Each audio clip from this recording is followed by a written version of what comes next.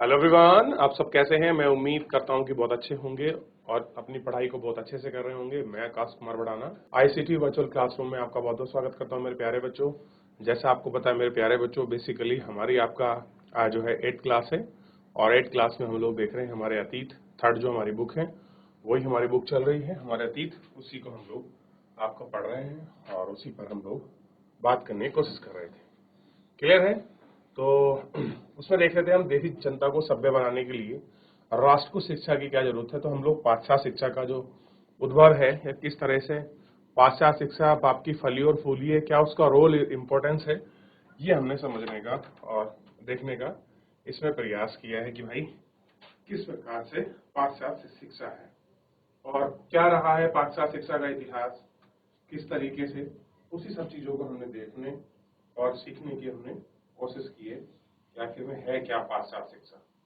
ठीक है, ताकि हम लोग उसको अच्छे से समझ सकें, अच्छे से देख सकें कि पाश्चात्य शिक्षा है क्या।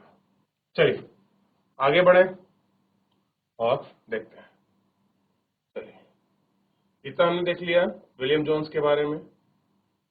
वॉरेन हेस्टिंग के बारे में थोड़ा पढ़ लेते हैं और पूर्व जघन्य गलतियां कुछ ऐसी हैं जो हमसे पूर्व जघन्य गलतियां हुई हैं, उनको भी हम देख रहे हैं। 19वीं सदी की शुरुआत से ही बहुत सारे अंग्रेज अफसर अंग्रेजी में प्राच्यवाद दृष्टिकोण का आलोचना कर रहे थे। बहुत से लोग क्या कहते थे कि भैया एक चीज बताओ, हम लोग इंग्लिश को पढ़ते हैं, अंग्रेजी को पढ़ते हैं, समझते हैं और लिखते हैं, हमें दूसरी भाषाओं का इतना बढ़िया ज्ञान नहीं है, तो हम दूसरे के देश में जाके हम उनकी लैंग्वेज को क्यों ज्यादा बढ़ावा दें। कुछ लोग इसकी आलोचना करते थे। ठीक,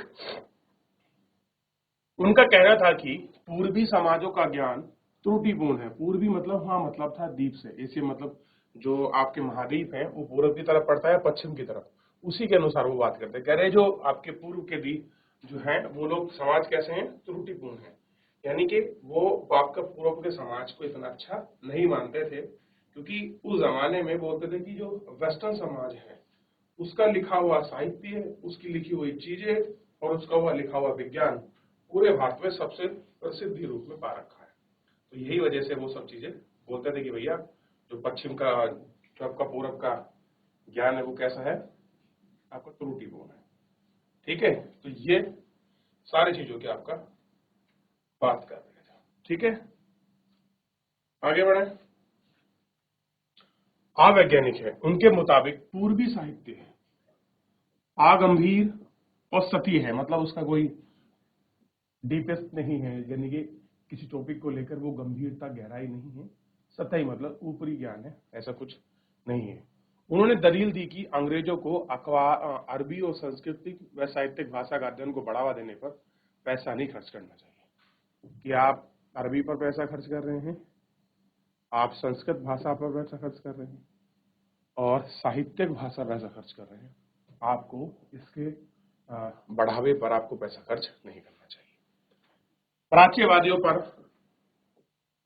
हमला करने वालों में जेम्स मिल प्रमुख थे। एक थे विलियम जोन्स जो सपोर्टर थे, एक थे जेम्स मिल। ये जेम्स मिल नहीं चाहते थे कि पाश्चात्य शिक्षा बढ़े। जब विलियम जोन्स जैसे लोगों ने भारतीय इतिहास को पढ़ा, उन्हें कहा रे भारत का इतिहास तो वाकई में गरिमापूर्ण भरा हुआ है, बड़ी ऐतिहासिक धरोहरों को आपके समेटे हुआ है, तभी तो एशियाटिक सोसाइटी ऑफ बंगाल की स्थापना की गई कलकत्ता में। उसका मुख्य उद्देश्य क्या था? उसके बाद जोनाकर डंकन ने आपको दक्कन सोसाइटी की स्थापना की थी। क्लियर है? विलियम आपके डेरोजियो आए। तो ये सब वहां चीजों का मतलब ये था ताकि हम अपनी पाश्चात्य शिक्षा को समझ सके, हम अपनी पाश्चात्य चीजों में जो रही हैं उसको हम समझकर और अपनी आने वाली भविष्य की पीढ़ियों को उनको आपका दे सकें, थमा सकें, यही सारी चीज। अंग्रेजों को देसी जनता को खुश करने और उनका दिल जीतने के लिए जनता की इच्छा के हिसाब से उनकी भावनाओं को ध्यान में रखते हुए शिक्षा नहीं देनी चाहिए। उनकी राय में शिक्षा के जरिए उपयोगी और व्यवहारिक चीजों का ज्ञान दिया जाना चाहिए। कैसा होना चाहिए? उपयोगी हो और व्यवहारिक हो।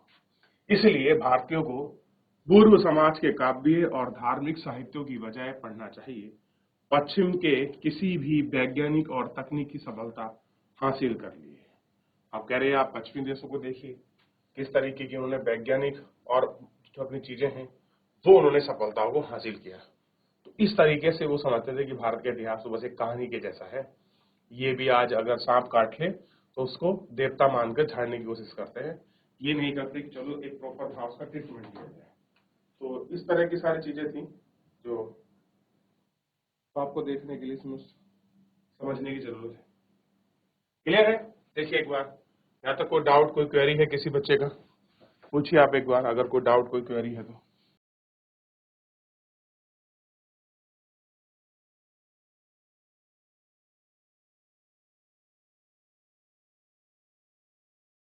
हो गया? चलिए आगे बढ़ रहे हैं।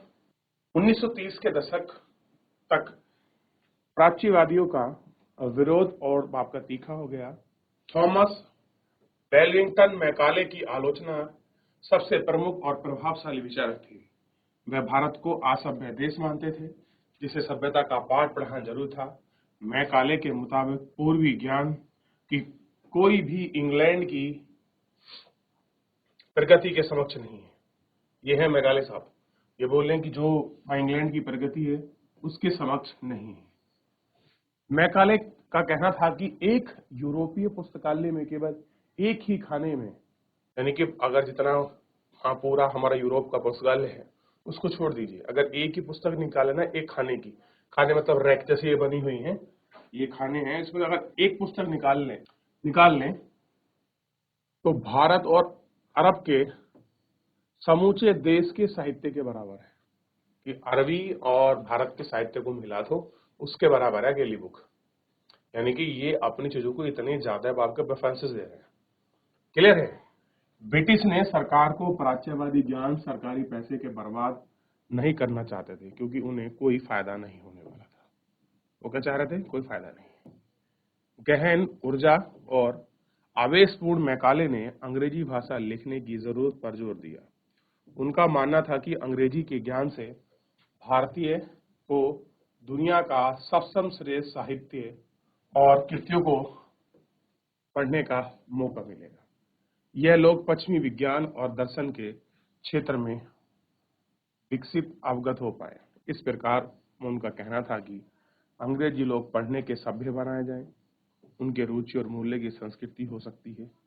ये सारी चीज रखा गया है। मैकाले ने मिनट्स यानी के वितरण के आधार पर 1935 का अंग्रेजों का अधिनियम पारित कर दिया। मैकाले ने फैसला किया कि अंग्रेजों को उच्च शिक्षा का माध्यम बनाया जाए। कलकत्ता मदरसे और बनारस संस्कृत जैसे प्राच्यवादी संस्थाओं प्रोत्साहन न दिया जाए। इन संस्थानों को आप में संरक्षण स्वीकृत हो जाएगा।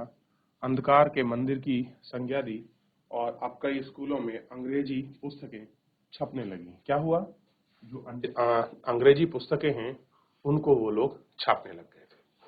अब चीजें कैसी हैं? बदल रही हैं, क्योंकि अब लोग किस पर ध्यान दे रहे हैं? प्राच्यवाद को हटाकर अपनी मॉडर्न आधुनिक शिक्षा वो लोग अंग्रेजी को फोकस कर रहे हैं।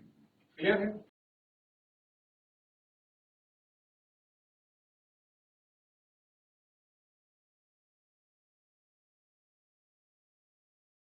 चलिए आगे बढ़ जाएं। व्यवसाय के लिए शिक्षा। 1834 में ईस्ट इंडिया कंपनी के लंदन स्थित कोर्ट ऑफ डायरेक्टर, देखिए लंदन में कोर्ट बैठती थी, court of director, board of control भी था, भारतीय गवर्नर जनरल को शिक्षा के विषय में एक नोटिस भेजा। कंपनी के नियंत्रक मंडल जो कंट्रोल करते थे, जो बोर्ड ऑफ कंट्रोल के हेड थे, नियंत्रक मंडल चार्ल्स वुड के नाम से जारी किया गया। इस संदेश को वुड डिस्पैच यानी कि वुड नीति के नाम से जाना जाता है। इस दस्तावेज में भारत में लागू की जाने वाली शिक्षा की रूपरेखा स्पष्ट करते हुए एक बार फिर दोहराया गया कि प्राच्यवादी ज्ञान पर यूरोपीय शिक्षा को अपनाने में कितना व्यवहारिक लाभ प्राप्त होंगे। कि आप जो प्राच्यवाद की शिक्षा है, अगर आप उसके स्थान पर क्या करेंगे, अगर आप यूरोपीय शिक्षा अपनाओगे तो कितने लाभ होंगे, इसको कैलकुलेट करने का बात किया गया। इस दस्तावेज में यूरोपीय शिक्षा एक व्यवहारिक लाभ आर्थिक क्षेत्र में बताया गया। उनके मुताबिक यूरोपीय शिक्षा के माध्यम से भारतीयों को व्यापार वाणिज्यिक विस्तार होने पर लाभ को समझने और देश के महत्व के विकास को समझने में मदद मिलेगी। यदि उन्हें यूरोपीय जीवन शैली से अवगत कराना गया तो रुचि और आकांक्षाओं में बदलाव, ब्रिटिश वस्तुओं की मांग पैदा हो गई, क्योंकि यहाँ लोग यूरोपीय चीजों को अपनाने और खरीदना शुरू कर चुके थे। तो चीजें क्या है, बदल रही हैं। उनके बदलाव, उनके तरीके सबको फील करेंगे और सबको दिखाई भी देंगे। क्लियर है? तो कैसी शिक्षा बढ़ रही है अब आपका ध्यान दें।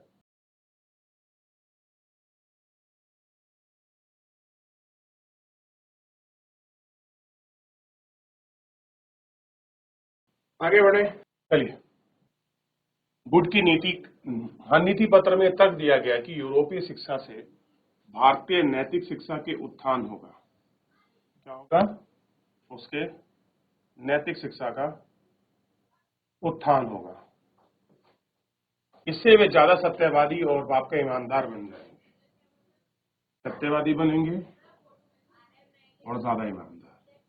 फलस्वरूप कंपनी के पास भरोसेमंद कर्मचारी की कमी नहीं रहेगी। दस्तावेज के मुताबिक पूरब का साहित्य न केवल त्रुटि भरने से भरा हुआ पड़ा है, बल्कि लोगों ने न केवल प्रगति के दायित्व और समर्पण की भाव पैदा कर सकता है, यह शासन के लिए आवश्यक निपुणता भी पैदा कर सकता है। तो मेन क्या था? ईमानदार बन जाएंगे, सत्यवादी बनेंगे और काम की कमी नहीं रहेगी। और सबसे बड़े से एक इंपॉर्टेंट चीज है, भरोसेमंद कर्मचारी होंगे। बस इनको यही तो चाहिए था कि हमारे लिए काम हो, हमारे जैसे हो। इन्होंने काले अंग्रेज बनाए।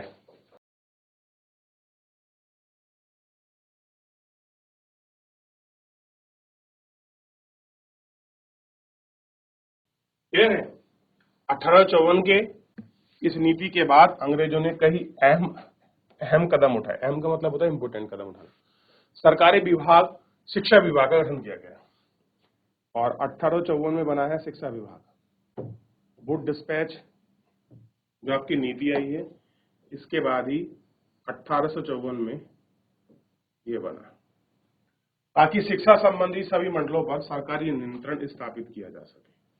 विश्वविद्यालय शिक्षा की व्यवस्था के कदम उठाए गए। 1857 में जब मेरठ दिल्ली में सिपाही विद्रोह कर दिया गया, तब उन्हें कलकत्ता, मद्रास और बम्बई विश्वविद्यालय की स्थापना की जा रही थी। स्कूली शिक्षा में परिवर्तन के प्रयास किए गए। क्या किए गए? स्कूली शिक्षा में परिवर्तन के प्रयास।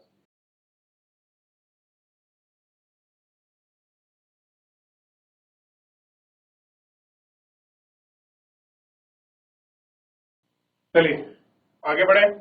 अब देखिए, ये खोला गया 19वीं सदी में बम्बई आपका प्रेसिडेंसी का कॉलेज है, बम्बई प्रेसिडेंसी का। देख रहे हैं कितना शानदार कॉलेज है। उस जमाने में शिक्षा के लिए पैसा खर्च किया गया था। वुड डिस्पैच में 1 लाख रुपए की चर्चा हुई थी पाश्चात्य शिक्षा पे खर्च करने के लिए। उसमें भी झगड़ा रहा कि भारत पहले कौन सी पे करें, पाश्चात्य पे करें या फिर जो यूरोपियन भर्ती है। फिर कर यूरोप में ही मैकाले ने जिद कर दी, नहीं हम लोग पैसा खर्च करेंगे तो अपनी यूरोपियन शिक्षा पैटर्न पर। और तभी से जन्म हुआ अंग्रेजी का भारत में। क्लियर है? आप इसको देख सकते हैं कि किस प्रकार पनपी है अंग्रेजी भारत में। इसको देखिए।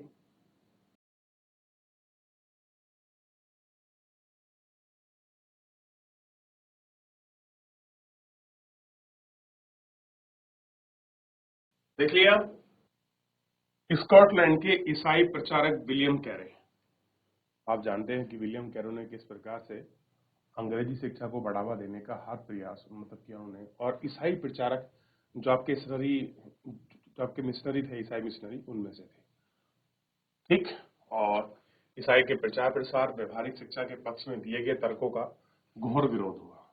जब उन्होंने आपका क्रिश्चियन एजुकेशन को लाया तो लोगों ने उनका विरोध किया। और शिक्षा का उद्देश्य लोगों को नैतिक चरित्र में सुधार लाना। मेन क्या है कि जो लोग एथिकल नहीं है उनको एथिकल बनाना है, यानी कि वो वापस सीख जाए एथिक्स। नैतिक उत्थान केवल ईसाई शिक्षा के जरिए ही संभव है। 1833 तक ईस्ट इंडिया कंपनी के प्रचारक गतिविधियों के विरुद्ध थी। कंपनी को यह था कि प्रचारकों की गतिविधि की वजह से ही स्थानीय जनता के बीच असंतोष होगा, लोगों में अंग्रेजों की तक की उपस्थिति की नजर से देखने लगे। ब्रिटिश नियंत्रण वाले भूभाग संसाधन को खोलकर प्राच्य शिक्षा के अनंत समेरपुर अपना मिशन खोला गया। यह इलाका डेनिश ईस्ट इंडिया कंपनी के नियंत्रण में आ गया था। वर्ष 1980 में छाप खाना लगाया गया और 1818 में एक कॉलेज भी खोला गया। कैसा किया गया? एक कॉलेज भी जो है आपका खोला गया।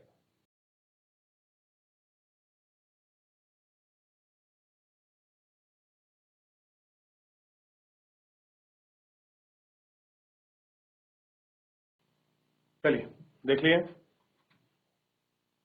19वीं सदी में के दौरान पूरे भारत में प्रचारक स्कूल खोले गए।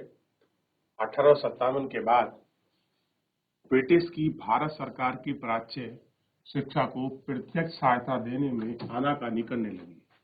सरकार को लगता था कि स्थानीय रीति रिवाज और व्यवहार, मूल मान्यताओं और धार्मिक विचार को किसी तरह से छेड़छाड़ न की जाए और देसी लोगों को ये भड़क सकते हैं। तो देसी लोग भड़क सकते हैं, इसी चक्कर में ये सारे कॉलेज।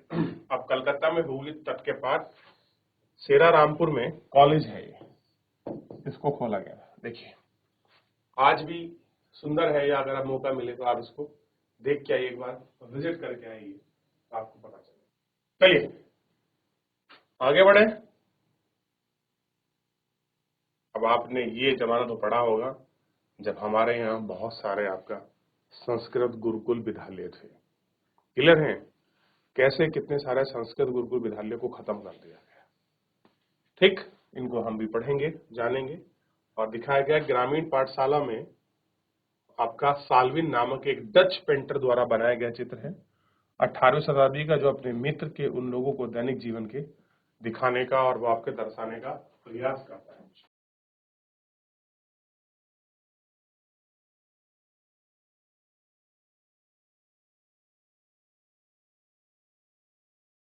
स्थानीय पाठकों का क्या हुआ?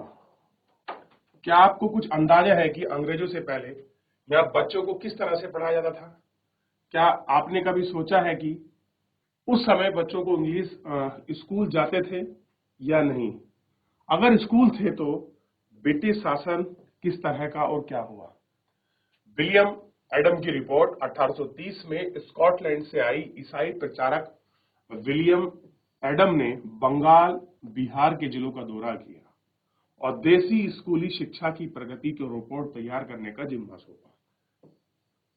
एडम ने रिपोर्ट तैयार की और वहां की दिलचस्पी दिखाई। एडम ने पाया कि बंगाल और बिहार में 1 लाख से भी ज्यादा ये पाठशालाएं हैं।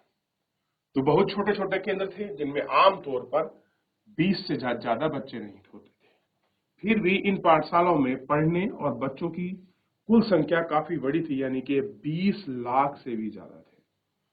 कितने थे? 20 लाख से भी ज्यादा। ये पाठशालाएं संपन्न लोगों व स्थानीय समुदाय द्वारा चलाई जाती थी। पाठशालाएं स्वयं गुरु द्वारा प्रारंभ की गई थी। शिक्षा का वह तरीका काफी लचीला था। कैसा था? काफी लचीला। आप जिन चीजों को स्कूल से उम्मीद करते हैं, कुछ चीजें उस समय भी पाठशाला में मौजूद थी। बच्चों की फीस निश्चित नहीं थी, छपी हुई किताबें नहीं होती थी, पाठशाला इमारती अलग से नहीं बनाई जाती थी, बेंच और कुर्सियां नहीं होती थी, ब्लैक बोर्ड नहीं होता था, अलग से कक्षा लेने, बच्चों को हाजिरी लेने का कोई इंतजाम नहीं था। इम्तिहान और नियमित रूप से कोई सारणी व्यवस्था नहीं थी। कुछ पाठशालाएं बरगद की छांव में चलती थी, तो कई किसी दुकान या मंदिर के कोने में या गुरु के घर में ही बच्चे को पढ़ाया जाता था। जो टीचर का घर है, बहुत सारे लोग वहां पढ़ने आते थे।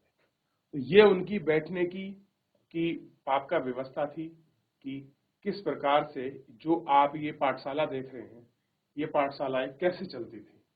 सोच के देखिए, बिहार और बंगाल में अकेली 1 लाख से ज्यादा थी। ठीक,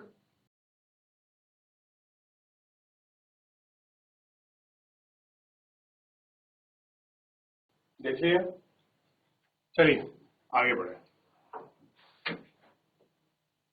अब देखें, बच्चों की फीस माँ बाप की आमदनी से तय होती थी। अमीर को ज्यादा, गरीब को कम फीस देनी पड़ती थी। शिक्षा मौखिक थी। मौखिक शिक्षा मतलब कोई किताब नहीं थी, जो गुरु मुंह से बताता उसको ही तख्ती पे इत्यादि पे लिखना होता था और क्या पढ़ना है। यह बात विद्यार्थी को जरूर से देखते ही गुरु तय करते थे कि विद्यार्थी को अलग अलग कक्षाओं में नहीं बिठाया जाता, सभी एक जगह एक साथ बैठते थे और अलग अलग स्तर की विद्यार्थियों के साथ गुरु का अलग अलग बात कर लेते थे। तो वहां का सिस्टम बड़ा अलग था और पैटर्न भी बहुत अलग से रखा और उनको सुनिश्चित किया गया था। ठीक, एडम ने पाया कि लचीला प्रणाली संस्थान काफी अनुकूल है। उदाहरण के लिए कटाई के समय कक्षाएं बंद हो जाती थी। जब फसलों की कटाई होगी तो कक्षाएं बंद हो जाती थी, क्योंकि गांव के बच्चे प्राय खेतों में काम करने के लिए चले जाते थे। कटाई और अनाज निकलने के बाद पाठशालाएं दोबारा शुरू हो जाती थी। इसका परिणाम यह था कि साधारण काश्तकार के बच्चे भी पढ़ाई कर सकते थे। कितनी अच्छी बात थी कि जब काम का समय तो क्लासें बंद कर दी और बच्चे अपना काम भी करा रहे, माँ बाप के साथ भी हैं, काश्तकार भी हैं। बाद में यथार्थ रूप से वो सारी चीजें शुरू कर दी। क्लियर है? तो इस तरीके से ये सारी चीजें देखी गई, करी गई और व्यवस्था को चला गया और सारी हमने देखा कितनी कितनी क्या क्या पाठशालाएं थी। चलिए फिलहाल तो आज के लिए इतना ही, मिलेंगे नेक्स्ट लेक्चर में। तब तक अपना ध्यान रखिए, स्वस्थ रहिए और अपनी पढ़ाई को बहुत अच्छे से करते रहिए। मुझसे जुड़ने के लिए आपका बहुत बहुत धन्यवाद।